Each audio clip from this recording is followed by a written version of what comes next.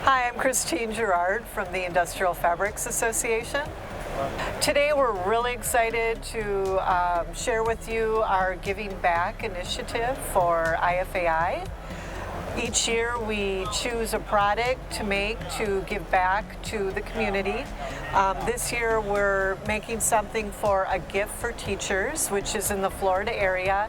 And that association exists to help teachers who normally would spend thousands of dollars out of their own pockets buying supplies for their students or even for themselves to be teachers. They can go to a gift for teaching, shop, get things for free, and the industry comes together to help with that effort. So we're making a pencil pouch this year. We have a lot of different industry partners who are involved with this, who supplied fabrics. YKK provided some zippers.